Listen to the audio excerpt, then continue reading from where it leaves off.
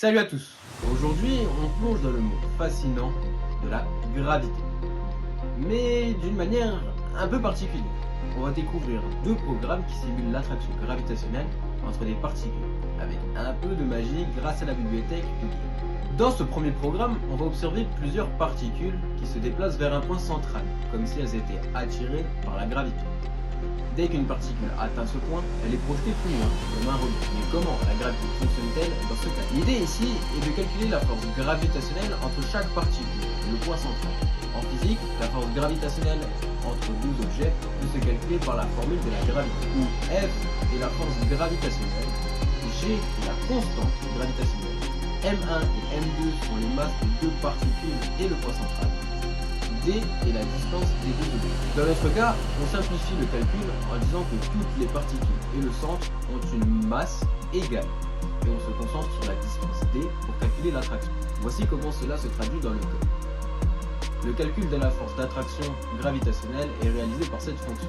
La force gravitationnelle entre chaque particule et le centre est calculée en fonction de la distance. Cela va créer une accélération qui va pousser chaque particule vers le centre. Si une particule touche le centre, elle est ensuite projetée plus loin.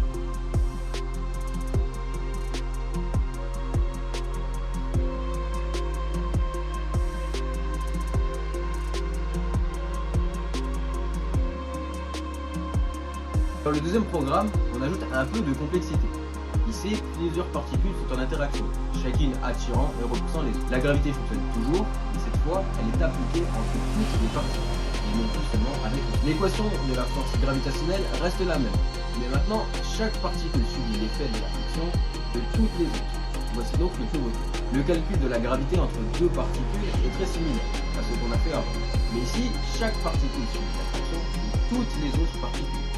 Le code qui s'applique à la force gravitationnelle entre chaque paire de particules ressemble à ceci. Ici, chaque particule est soumise à la force gravitationnelle de chaque autre particule.